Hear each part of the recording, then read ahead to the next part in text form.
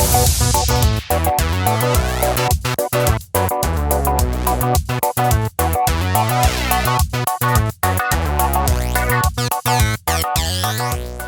there, thank you for joining me on Alyssa Jean's Marvel Cinematic Universe reviews.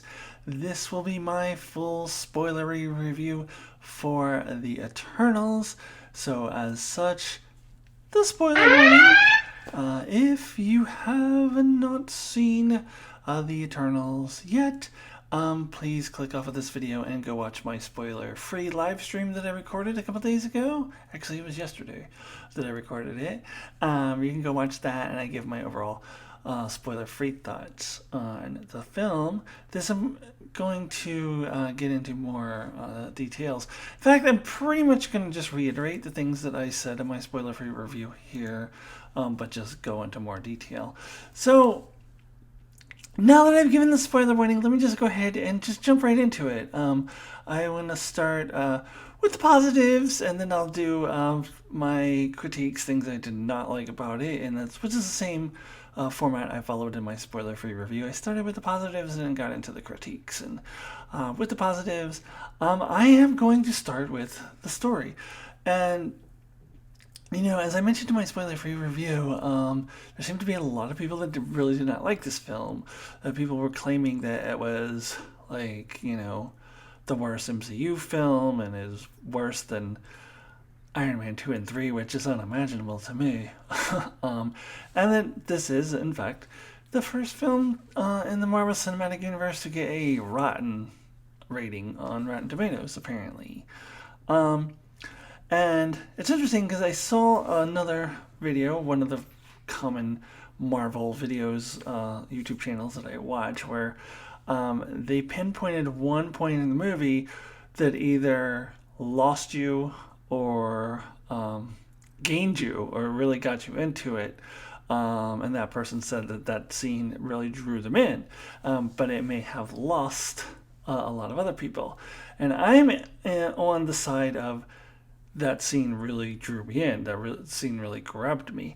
And that is the scene when Cersei first communicates with the Celestial, and we learn the truth about what their true mission actually is and the true origin of the Eternals. And for me, I was really fascinated by that. I consider that kind of a plot twist. So I found that, for one thing, I find it to be very interesting that what we thought the movie was about is not really what it's about, and because what we originally were told what it was about, them just fighting off these divergents, these like monsters or whatever, that's like, I don't know, Buffy the Vampire Slayer. I don't know what it's like. It's like fighting off monsters to save humanity. Boring. This is way more interesting to me. And beyond that, what it does is connect us to, as I mentioned in my spoiler-free review, the larger universe of the MCU. And we realize then how insignificant the Earth actually is. It's just a drop in the ocean. It's just another meaningless planet to birth the Celestial, who will then go and create more universes, more galaxies, not universes, but galaxies, stars, and so forth. So the Earth is just a means to the end. It's kind of an insignificant planet, despite, you know, how much, you know, we think of it, how highly we think of it, and especially with, well, we've got Captain Marvel came from there, we've got the Avengers, but no, the Celestials don't care about any of that. I found that to be extremely interesting. Now, I guess the one downside for that is that it seems like we're delving into a part of the MCU that is not going to be explored a whole lot in the near future. In the near future, it looks like we're focusing a lot on the multiverse. We already got that in Loki. We got that in What If. Looks like Spider-Man No Way Home and a Multiverse of Madness will explore that further. So as far as really getting into like the cosmic implications of it all, We may get into that a little bit in Thor and in Guardians of the Galaxy 3, but it doesn't seem like that's like the immediate focus of the MCU. So, and in some ways, it does seem like a little out of place for it to come here. But I also do think that it's important for them to start laying the groundwork for that aspect of the Marvel Cinematic Universe. And I find it very interesting. I find it really interesting.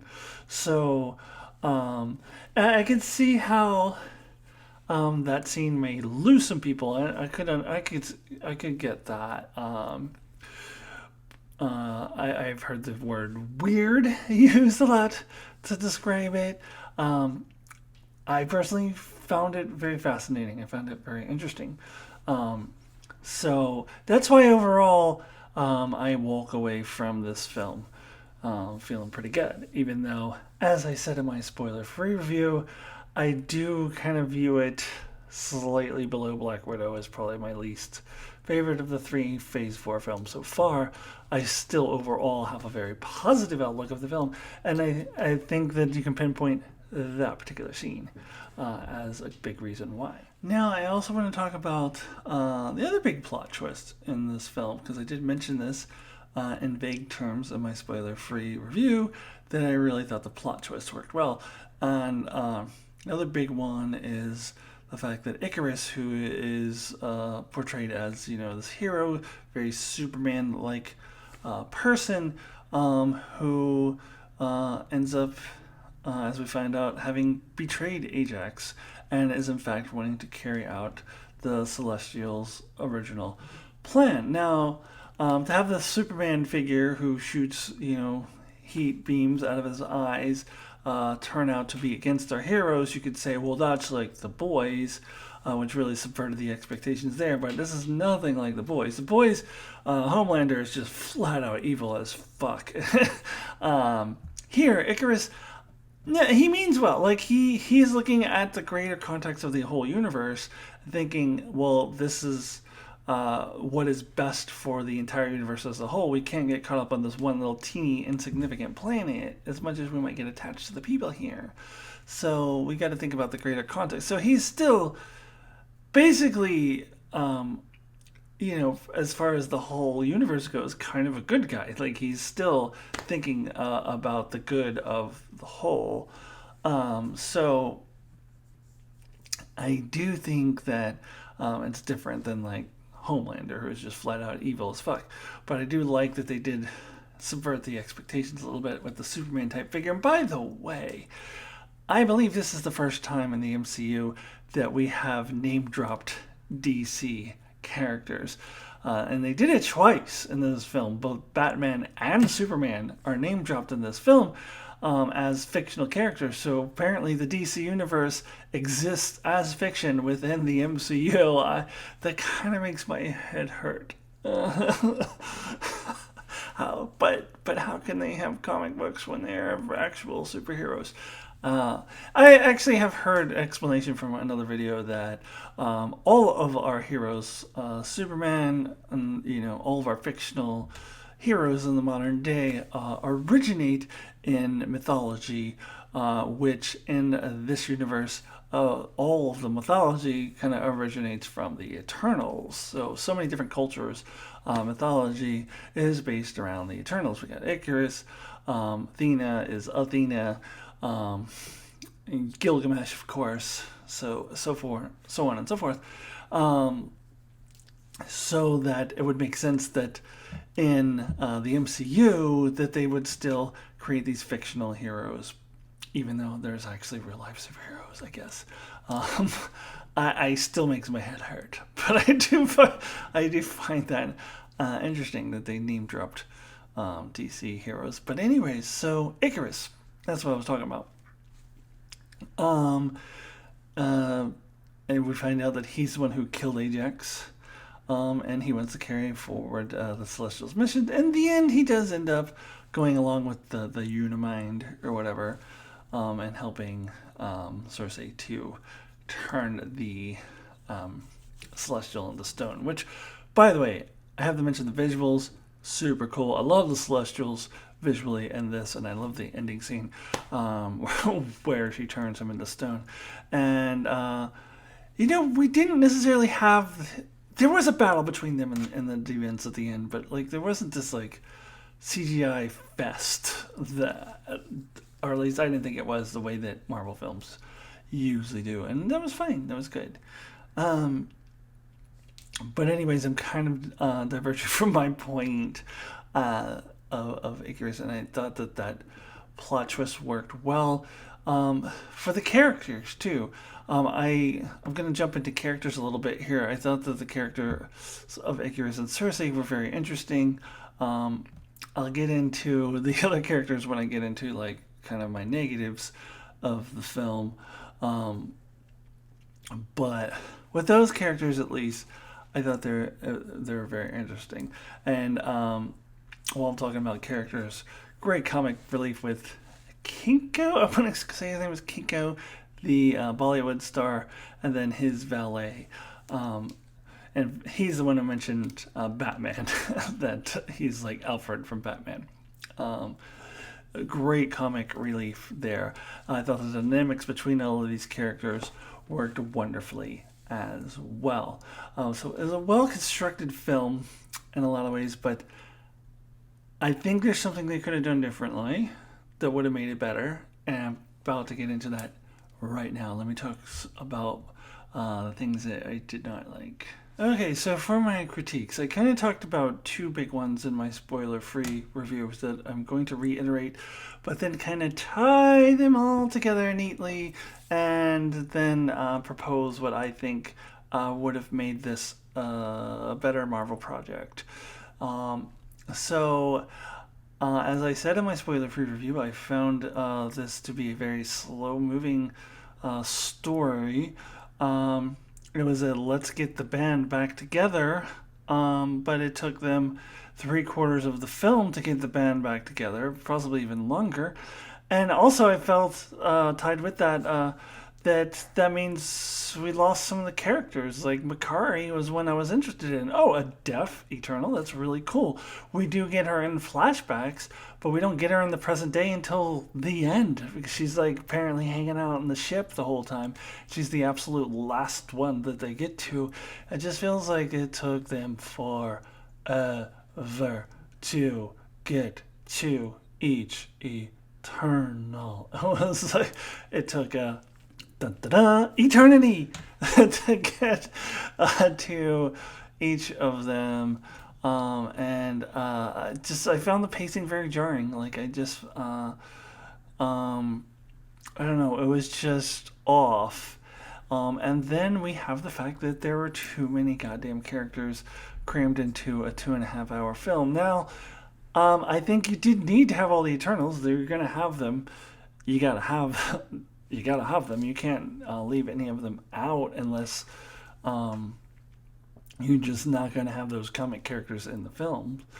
And I have heard the opinion that this film was kind of like what the Avengers would have been if they had not introduced the Avengers ahead of time, and just meaning that in a negative way, and I disagree. This isn't the first Marvel film featuring a group of heroes where we're meeting all of those heroes for the first time in that film. We've never met them before.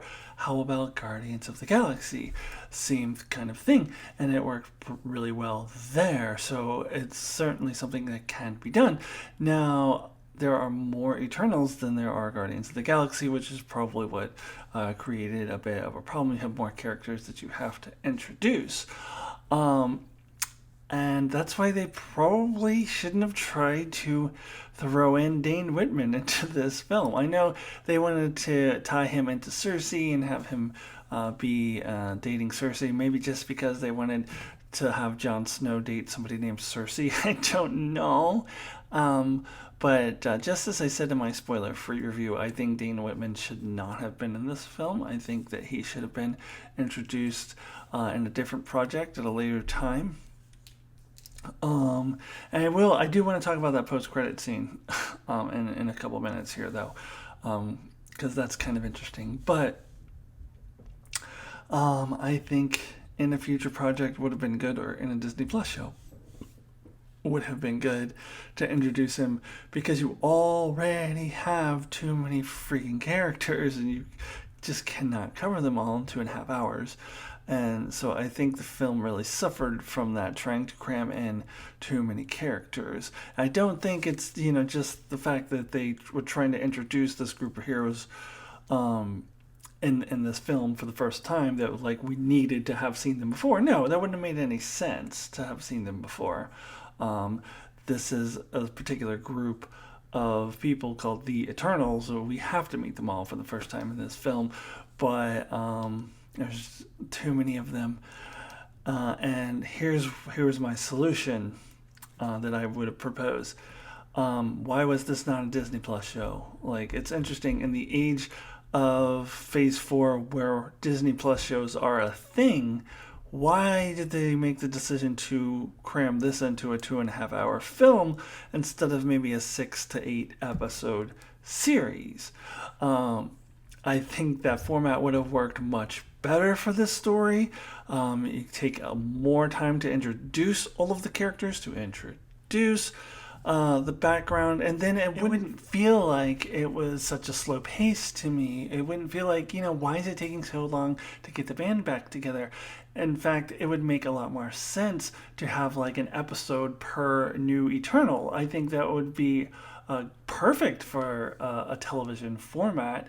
It's a great way to divide up the episodes, and then you do, get Makari toward the end, but you could still have then like a couple of full episodes with her and with the whole team together. I thought that would have been a great format to do this show. And then you can have Dane Whitman sort of be this background character. Just as I said in my spoiler-free review, I think that would have worked better in a Disney Plus show, as they did with the Julia Louis-Dreyfus character, Val Valentina, whatever, that I think that doesn't stand out as much. Because in a film, like, why are they wasting valuable screen time on this inconsequential character?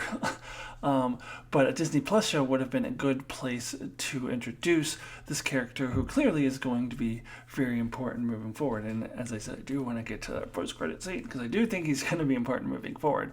But I think that this story should have been an 8-episode Disney Plus show, and I'm not sure why they felt the need to make a movie out of it, other than maybe they were just concerned about, no one's ever heard of the Eternals, so they didn't want to do a show. But they're doing Ms. Marvel. I mean, that's going to be a show, and that's a less known thing.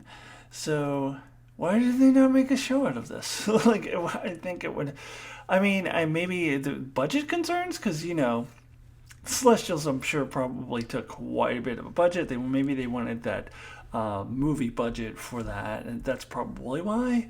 But it's a shame, because I just think that this would have been better as a show, because you could really take the time, and I think the pacing would have made a hell of a lot more sense in that format. So that would have been my suggestion for this.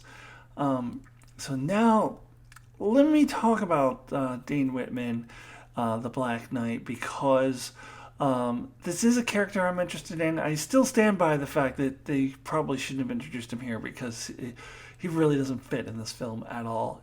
He's completely inconsequential to the actual plot of the film. But since they did introduce him, let's talk about him.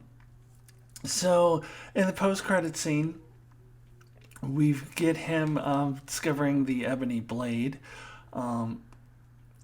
And this is a blade that has been passed down for generation for generation. And in the Marvel comic universe, King Arthur was a real thing. And this film seems to indicate, because I did mention it, that that's true of the MCU as well, that King Arthur was a real thing. And so we should be at some point getting more backstory on that, how it plays out in the MCU. But that's a sword that was passed down through his family. And in the comics, there was a lot of evil, I think, associated with that sword. So he gets it. He's gonna again. I wish this had been done in a different film. Like it's just so out of place here, but it was done here. And we hear a voice which I thought was Nick Fury, but nobody else thought it was, and it totally is not Nick Fury. A voice who says something along the lines of, "Are you sure you want to do this, Mr. Whitman? Or are you sure you're ready for this?" or something like that.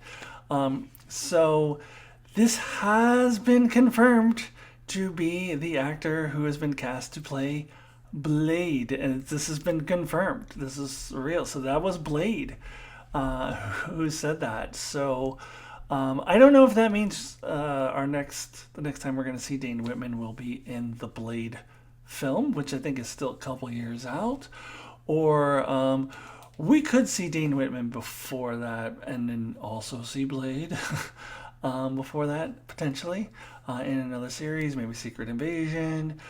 Who knows? Or it might just be we'll see him again in Blade. So that's interesting. They've name dropped vampires a couple times in Phase 4 so far. In Loki, they did once. And in this film, they name drop vampires. It was actually kind of an amusing scene where Kinko was like, the first time he met me, he thought I was a vampire and tried to poke me in the heart with a stake. But that was kind of funny. But so starting to slowly introduce the vampires are a thing in the MCU. So what exactly Dane Whitman and the Ebony Blade are going to have to do with vampires and Blade? I don't know. Blade is something I have a little blind spot to. I never even saw the Wesley Snipes movie. I kind of want to go watch it now, though. I don't think I ever saw it. And I was never, like, I'm completely unfamiliar with Blade from the comics. So that's kind of a blind spot to me. But apparently that's who it was. So that is very interesting. Now, since I'm talking about post-credit scenes, let's talk about that other one because Star Fox is actually a character I do remember from the comics. Apparently, kind of a little bit of a sketchball. I didn't really remember this from when I was a kid, but apparently, I don't know, a little bit of a creeper is Star Fox, and he is as Thanos' brother, as he is in the comic books. So it would be interesting if they get into more of Thanos' background, where he came from. There's a lot of theories going around that Thanos knew about the reemergence from the Celestials, and that is why he wanted to wipe out half the population to slow that down. I feel like if that were the case, then he should have just said that. Like, hey, listen, everybody, like, you don't understand. Like, these Celestials are going to destroy all these planets if I don't wipe out half the population. So I feel like that's not the case. And if they try to retcon that in, I think it's going to be a bad retcon.